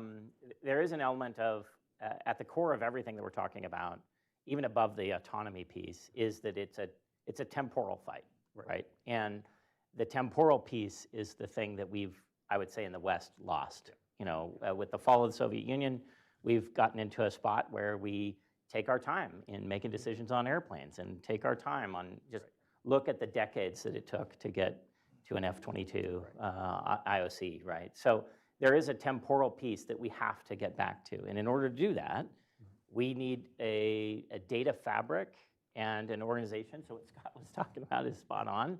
I oftentimes like to talk about this as the Moneyball problem that the American DoD has, right? If you remember the movie Moneyball or the book, it was basically the Oakland A's who used data analytics, Billy Beane. At the end of the day, what they did and what they learned was that by focusing on outcomes and not individual capabilities, they were able to transcend what was limiting their budget, right? In this case, maybe not the budget, because we have a pretty solid one of those, although I suppose that's a bit sketchy at the moment. But policy is that limiting factor. So how can we look for outcomes that will transcend these limitations? And because we know our adversary has already got a lot of those things laying flat. The beauty of an autocratic system is you basically tell people what to do and these sorts of things. And so I think it's getting back to that temporal piece. How can we regain the temporal advantage? And ways of doing that is with stuff like the SecDef, just push for the software acquisition pathway, right? Now, I will add that that's not something new. It's actually been around for 5 years. So it would be nice to fully embrace that and really lean into that particular piece, because that's an element that gets us back to that temporal advantage. Right. So long story to finally circle back to the final portion of your question. An adversary will have a temporal advantage because they inherently have the potential to have a first mover advantage. The problem with that, though, is that they are also going to explore those edge cases first, and we can maybe take advantage of that, right? It's in the edge cases, it's in the corner cases that you find the limitations of maybe leaning too far forward on the risk piece, and we might be able to use that to our advantage and exploit it. Yeah, absolutely. Good point. And so Chaka, when you think about individual systems that we might be developing, you can think about in my command and control tools, I could think about maybe I'll look for ways to exploit the fact that my adversary might get too aggressive because they're not going to be thinking about the policy limitations that we have, which might mean they overreach and then make a mistake, and then we're able to take advantage of that. But when it comes to individual systems, do we think there's a way that we can take advantage of the autonomy that folks might build into basically killer robots that basically go off and do their own decision making regarding what's a target, what should I attack, when do I attack it, and they just launch them and have them execute the operation. Does that create opportunities for us to perhaps exploit? To follow up on Animal's point. Yeah, absolutely. So I think both at the individual system level as well as like the teams of systems collaborating, like fundamentally, if the key thing that defines them, which I think we all would agree on, should be software and not the hardware itself, right? Software is amazing as far as your ability to, one, iterate rapidly, change rapidly, even when it comes to things like policy. So I'll go to kind of tie it back to the previous question, but I think a way that you can think about this as an advantage. In warfare, so I flew F-18s. We had the ability through all sorts of means to rapidly change how we fight because we can adapt what a human can do very quickly. So if you're familiar with close air support, we can go from type 1 control, which is extremely restrictive as far as when you're allowed to actually employ weapons, versus type 3 control, which actually gives full authority to the aircrew to go out and find and hit their own targets within certain constraints. That's like one way that we manage it with human operators. Another way, weapon status. Is it what are they? Red, white, whatever those different weapon status. Rules of engagement can change very rapidly. Like in my mind, I think of those things as all being like different constraints that we put on our human warfighters that we can rapidly change how they fight and how they interact. The great thing about modern software, specifically on autonomous systems, is like you have the ability to do that. So there's no reason why we shouldn't think about like those hooks being in place, so that as our policy changes or as tactics change, as the threat environment changes, as we heard earlier, how rapidly things are changing in the battle space right now, currently going on, like that ability to more rapidly iterate, faster than our adversaries, is going to be a key enabler of success. And I kind of bucket the policy questions in as a part of that, right? Like we should not limit necessarily. Obviously, we're going to follow the policies. We're going to write code that meets our intent, meets our, the things that we value. But the ability to rapidly iterate on that, I think, is there with modern software. Right. Yeah, so Scott, we earlier in the event, Wahid Nawabi from AeroVironment talked about how their history as a uncrewed systems company has given them this massive database that they can use to train their autonomy software for vehicle control, and that they've also been able to use that also for improving their mission management or command and control capabilities. I know General Atomics has been pursuing some of that. What's the how do you go about taking advantage of the data that these vehicles gather on an ongoing basis every day right now, and try to use that to improve basically the performance of that system the next time it goes out, or all the systems the next time they go out, and improve your ability to support command and control of those and other systems? So wide-ranging question. I appreciate it, because I could go a million different ways with this one. Fun. General Atomics, by nature, it's funny. Generally, we consider ourselves an information dominance company. And people don't look at it like that. You go, well, but it's because we do collect so much data, and we have been. Server farms full of data, right? I think Animal would argue how much is relevant to what you want to do. So I think it goes to the question of, well, what do you want to do? Are you trying to exploit an opportunity? Right. And then are you trying to perform some action at the edge, or are you trying to inform a C2 system? Because with autonomous systems, we see they're increasingly capable of operating with more minimal operator input, right? And we're allowing, kind of experimenting with where the right places, or where does the operator want to have input. Again, back to the policy, sometimes that's a pickle button. And hey, everything else, we'll let the robot take care of it. Right. And so we have to look at kind of what you want to do. When it's an interface with a command and control system, well, that gets a little different. So on the autonomous system side, it's advancements in machine learning algorithms, advancements in data processing. So we went from being able to do gigaflops of the edge to teraflops. Now we're petaflops. It's a whole other conversation on how we dump the heat when we get that processing, but we can talk about that later. But that's kind of where we're moving. When you start talking about command and control systems, it's a bit different, because in command and control, the experimentation is, well, how do I assist the human with some of that decision making, moving towards a fully autonomous type system over there. Now you're talking about beginning to incorporate the contextual elements, and that's where it gets kind of hard, right? The machine learning algorithms, they do really well when I can tell them to recognize a target or execute an action. So we're more in that, what I would call narrow decision space. By narrow, I'm not talking 100% limiting, I'm just saying well-defined. So if I take a CCA and I want to take it out and execute particular functions of air combat, much like Shaka was saying with close air support, I can put it in this more narrow defined decision space. Command and control systems, so that's at the other end of the spectrum, right? Now I'm taking this disparate array of inputs, I'm trying to compile and aggregate the data, and I'm trying to make sense of it, right? So that I can feed some sort of decision, call it F2T2EA, call it whatever, that I'm in there. What are we trying to do? We're trying to execute within the commander's intent to affect some strategic goal. So that's a pretty big sort of compilation of activities that's going on. It also requires a lot of context or contextual elements, I think, in there. And that's the piece that, from our perspective, where we've been approaching it to try and understand, General Atomics, we've got a whole division that works on just the data science side. So that's the I3 side, formerly CCRI, hundreds and hundreds of people that assist us. And so what we've found is it's really important to take the operator, so stick them with the data scientist and kind of look and go, how do I fuse you two to become, one, if you will. But that's what we've had to do. And so when you look at where we started, one-to-one, an operator sort of flying the thing from a box, and where we're going, which is multiple different aircraft sort of managed on the loop by some person somewhere, those type things, certainly we're marching in that direction. We've got we do experiments every week with that. How we collect that data, that's the part that to me is kind of the key in here, because it feeds right back into the what do you want to do?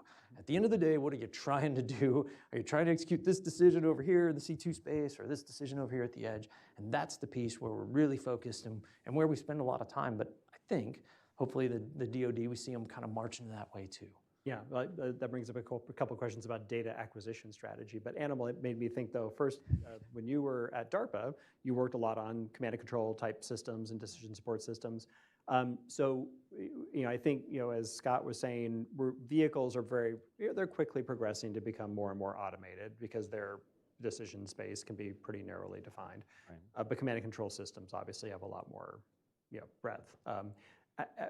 How do you think we're ever going to get to a point where decision support systems will be able to get that kind of highly automated, ability to execute without really the commander having to get too much in the middle of it? Or is it always going to be this interaction between the commander and the command and control system? I will give you the weapon school answer, is it depends. Right. And reason why I say that is that it depends, kind of like Shaka was talking about, of how much trust can we project to the tactical edge? It's kind of odd that we've gotten this far in and haven't said the word trust. Usually it's like a drinking game for my folks. But I think that the takeaway is that when you look at risk, which is a vital aspect of any of the things that we're talking about here, risk is not a constant, right? Risk is contextual. In a time of peace, more than 40 days of warning from some imminent event, we might drive policies, we might drive a willingness to accept more automation in different spots in the kill chain, or in the kill web, if we're going to start using our old terms, right? Mosaic. Yeah, exactly. Let's bring that one back too. No, but the point is that when the bullets start to fly and when the balloon goes up, your willingness to accept risk changes dramatically. The power of a software solution, software-first solution, is exactly what Shaka was talking about. That's when you can very rapidly iterate, get to the tempo piece that your old "what it takes to win" thing kind of enables. Right. And yes, that could extend all the way up to the command and control. I mean, we see it with, not to beleaguer an overused analogy, but if you look at Uber has completely disrupted command and control for taxi companies and that sort of thing, right? The idea that you have to have a centralized way in which you, say, commoditize these sorts of things is not necessarily the way command and control. That's how command and control happened in the 20th century. Yeah. It's not necessarily the way it needs to be today. And that is, I would say we see it in our personal lives all the time. It's being demonstrated in the commercial sector daily. And in fact, a host of, I think that's one of the powerful things of, the government has been saying that they want to leverage commercial for over a decade, and yet, VC-backed companies haven't really penetrated into the defense market much. Right. Why is that? It's because we haven't been thinking about leveraging commercial the right way, which is to minimally modify a commercial stack and then rapidly iterate that in the environment. So when it comes to the C2 piece, absolutely, it's not a technical problem. Right. It is a trust and a policy and a confidence in what is capable at the tactical edge. And we're maturing all of those. Yeah, and that's something that we didn't get a chance to bring up with Lindsay in the C2 discussion earlier, but it seems like we'd want that ability to have command and control be disaggregated to a degree and distributed, because you may not always have that ability to communicate with everybody in the AOR, and it may not make sense even for the commander to try to drive everything from the central headquarters. And you may want those edge commanders who have a probably better SA, or at least a better understanding of what's happening, to make a lot more decisions. But you might need an AI-enabled command and control system to help figure out when do they get delegated authorities and to transmit that information and be able to have that command and control architecture. Exactly. In our previous life, we really used virtual liaisons to mediate that and enable a graceful degradation of what we know will happen. And that is, the adversary is going to very specifically target these nodes of command and control that, I don't know, take a globe and look at where the land is at to put these sorts of things, and it's not that dense, right? So we know where the adversary is going to target.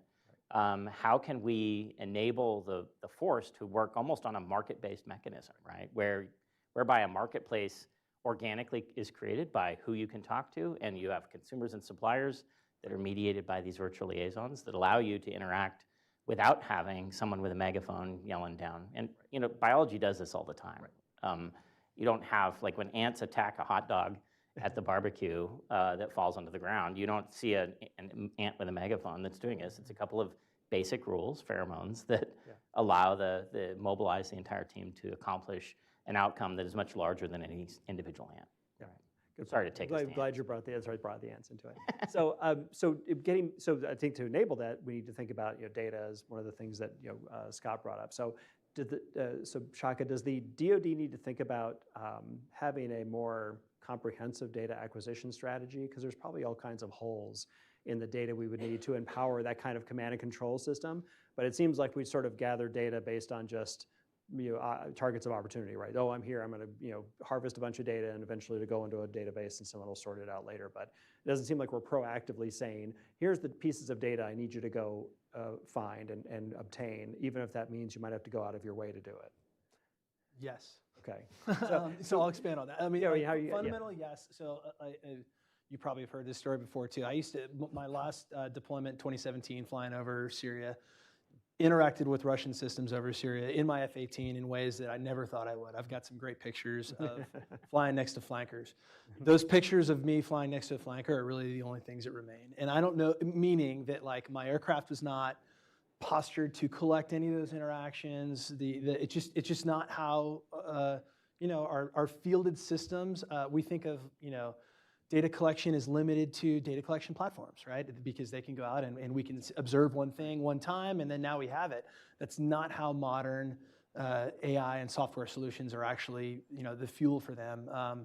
The idea that, OpenAI showed us the power of like what happens when you can eat the internet and you can then start using generative AI to go out and solve all sorts of problems in very new and interesting ways. That as a technology didn't even exist a couple of years ago. And when you were doing alpha dogfight and things, there were other, things like reinforcement learning, which obviously requires a lot of data, but you can get away with synthetic data and certain things like that. But like data, the idea that data is the fuel for the 21st century is truer today than it was when I was mad that I got back from my flights over Syria and there was no way at a data level to collect that. And I don't know how much further along we are today than we were 8 years ago. So I don't know what that strategy should look like. Right. I wish I had better solutions other than problems. But I do think that like in order for us to truly capitalize on some of these emerging technologies that we see coming out in the commercial sector around us, there are ways that they have figured out how to harvest that data and exploit it in really novel and interesting ways, and we have not yet done that. Yeah, so Scott, I imagine this is something you guys think about at General Atomics because you do have a bunch of systems out there and a lot of, they do harvest the data that they're gathering because they're designed to do that, I guess. Yeah, there's a lot of data. Right. And so I think the piece where we start from, whether you're the flight sciences guys in tests or whether you're the operator who's trying to say, hey, where did this data get recorded? So kind of, okay, well, what are we trying to do? And so it's the strategy of addressing, okay, what is it that you want to achieve? And so for example, when we fly test flights on our range with some of our test assets, exercising various autonomous skills and behaviors, one of the big things that we do is we feed that back into what we created as an ecosystem, right? So this consists of multiple different elements. You've got a way to develop. Your skills that's based off of the data and the structure, ultimately kind of the organization that you've set up behind that data and who can access that data and on what networks. I think we were talking about that before, with Maven. Sure, it gets a lot of great data that's held behind some firewall somewhere that nobody can access. Well, on our test platforms, the reason we do that with certain test assets is because that data is completely unclassified. Now on some platforms, it's controlled unclassified information. Others, it's just straight up unclassified. We do that to help work with various partners. So when you say, how do we get to something or how do we help from an industry perspective, we approach it from, hey, where are the shortfalls I can see within the Department of Defense, my primary customer, and what can I do to try and help? And so we've got a way, it may not be the way, but we've come up with a way of compiling that data, of organizing that data, of making it accessible to those who come to us, especially the software, the autonomy, a lot of the smaller companies. From General Atomics' perspective, that's I think there was a question before about business models for some of the software autonomy skills and everything. There are some that we would develop, but there are by far probably the vast majority of those skills are things we're going to go to industry, our partners, and ask them to develop. Right? It's just much more efficient, it's much more effective for a smaller team who works at lower rates and can do that sort of work. And so, especially when you're talking very specific expertise, maybe for that skill or something. And so we can make that data accessible to them. And that is what we found is kind of the key to all of, at least to all of it in our approach, is to be able to give them the right data, but to say, hey, I need you to do this skill. Here's this data. Here's the data I've got that you can do that. And so it's kind of a more of an exchange or a working process than just going, hey, what can you do for me? And sit down and everybody stare at each other, across the table, right? And so it's different. It's certainly different than the what I would call kind of the legacy Cold War model and things that we grew up with. For us, it was just part of the growing process. We had customers who demanded that. A lot of it because they were looking at things that would change daily, habit patterns that would change. And so taking and building from that experience, we figured out a way that, hey, the air environment, the way that an adversary is reacting in the air-to-air tactics is kind of similar. They are going to iterate, they're going to innovate in a certain way, the same way that humans would if they were on the ground. I can't say enough. It's all about kind of what, you collect a bunch of data, but is it relevant? How do you refresh it? What's old? Who gets to decide what's stale? What's useful and what gets thrown away and where it gets deposited? Those sort of things. But that's something that I think industry, at least, we're starting to come to a process. And I look forward, and we're seeing, kind of the first signs of life of that within the department. But certainly, we've got a little ways to go. Right. So I have a follow-up that I wanted to ask you guys on that, but I wanted to let you make sure see if there's any questions from the audience before I ask that. Questions from the audience in the back first. Hi, Alex Daly with PTC. We're digital engineering software. I was just curious, how do you see product data from the actual physical products, digital engineering, CAD, model-based systems engineering type of capabilities informing operational decision-making? So, Animal, what do you when you're thinking about, building I guess an autonomy stack for a system, to what degree does digital models come into that? Yeah, they actually play a lot more of a role than you might think. And part of that is because like Scott was saying, they collect a lot of data from these test flights, but what is actually a lot more useful and people don't realize is synthetically generated data sets. And that's largely because it surrounds two different main features from a tactical perspective. One, there are a lot of things that I want to hold in reserve and not show the adversary I've got capability-wise, whether it's in electromagnetic spectrum, which is where a lot of that tends to happen, but also in the physical space as well. And so going in live fly is a useful thing because it helps spot check the models that I have. But fundamentally, we have to think about, and you see the department is slowly shifting toward this, but think about the primary valuable thing for the warfighter, the taxpayer, and America at large is the model that data, live data, is spot checked against, and that model comes from precisely the sorts of things that you're talking about. So I'm not going to, if you're playing buzzword bingo, I'll say digital twin here, and then we'll get to hack that part of the card. But the point is that having a synthetic environment that allows you to explore possibilities that you wouldn't do from a safety perspective-wise, or something that you want to hold in reserve, means that you can build a data set synthetically from those models. And now the live fly pieces are simply spot checks to update that particular part of the entire ecosystem. So the ability to do this, regardless of whether it's CAD or Cameo or MBSE or whatever, the point is that anything that allows us to have a higher fidelity representation in a digital space to enable synthetic data generation, that we can now go build autonomy that you can, on volumes and scale, and at scale that allows you to train on in a way that's meaningful, is extremely important for us. So Brian, if I can on that one, there's an important piece to this that I think often gets lost. And that's when we start talking about autonomous systems and you say, hey, what if my adversary is going to do this before me? Right? Well, there's this layer of unpredictability. And so when you talk about MBSE and the models we're using and generating the synthetic data, that is absolutely valid and useful to a point. And so to a point where we invest lots of money, lots of time, lots of resources on the company perspective to fly them. But why do we fly them? The spot check, but more importantly, because things are unpredictable. Anybody who's flown an aircraft, you go drive a car, right? Somebody rides out in front of your car on a bicycle. That's unpredictability. Right? How do you insert that in fighting?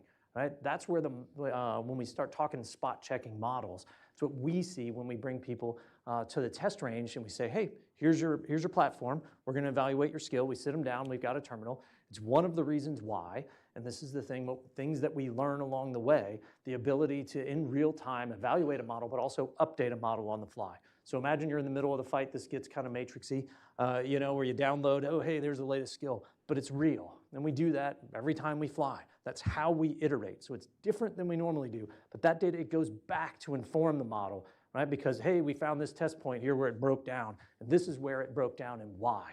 Because synthetic data is great, but it's not the real world. And so you have to merge the two on those, right? It is certainly useful, but we just find, I would say more often than not, probably the 90+% of the time, that when we fly things and we actually take them out into the real world, they start to break down. And that's kind of where you get to the art of it. There's the science. It's the data guys, the science piece of it. And then there's the art. And the art side says, hey, there's actually, here's what we've seen, and here's how we fixed it, or here's how we can fix it, or here's where that model's going to break down. So we have time for one more question. Sir. Here comes Talia. Hi, I'm Rohan with the Madison Group. I was wondering, you talked about the command commands. You know, Special Operations Command have multiple regional commands with other command commands like SOAP-PAC, but with all this related to AI and cyber, do you think there could be like a Special Operations Cyber Command, a joint command with that command? So, yeah, would that be beneficial to have a separate force that's focused on application of AI? So what I would say at a general level, I don't necessarily think like standing up another organization inside defense is necessarily helpful at this point. Like what I would say is like the key barrier to actually fielding these systems is like broad adoption across the existing program offices, the existing stakeholders that are actually like, that's kind of where we are. Like that, if you look at what's been demonstrated across the labs, like I'll go a little bit left in the development cycle, right? If you look at what Animal was doing at DARPA years ago and like where the S&T community has been, like the technologies that need to be mature in order to field these types of systems, they actually exist today. And largely what happens is when you get to like, you know, our current, and I don't want to say we need to completely, you know, I don't want to talk PPE reform or anything like that, but like, the program, you know, the acquisition authorities that exist at the program levels today, I think are sufficient to enable the fielding of these kinds of systems. So that's the only reason why I kind of push back. Every time I think like DoD thinks like, oh, if we stand up another organization to do this, oftentimes it falls flat and it doesn't. Like we need to look at the existing program offices that are out there fielding warfighting technologies and get them to embrace valuing software, right? Software like fielding autonomy software actually requires spending money on autonomy software. I know it may seem super obvious, right? But like at the program office level, usually it's they want to buy a widget, they want to buy a piece of hardware, and then whatever software gets into it gets sprinkled in afterwards. So, right, and it's like a tiny fraction of the amount. So I think that like shifting the minds inside our existing acquisition authorities is probably, I believe, the better way to actually field and get capabilities in the hands of warfighters faster rather than another organization. We could certainly like dive deeper on that question, and there probably is a lot of merit to that idea that I'm just not really picking up on, but that's my instinct. But I'm sure the Doge would appreciate the fact that you've argued to not add a new organization. Let's kill 20 organizations DoD, first, right. and then we can create a new one. Yeah. Well, so gentlemen, I really want to thank you for your time today and appreciate the opportunity for this great discussion, starting out this study, looking at future of autonomy and what opportunities might exist as we look at how adversaries and us both might be fielding autonomous systems. So Dr. Dan Dvorak from EPSI, where you're the president, thank you for coming. Shaka Khan from Anduril, where you are the, I want to make sure I got the Senior Director for Air Dominance and Strike, and also Scott Gloon, the VP Sector President, or Sector Vice President for Air Force Programs over at General Atomics Aeronautical Systems. So gentlemen, thank you very much, and thank you all for being here, and from the Hudson Institute, have a great day.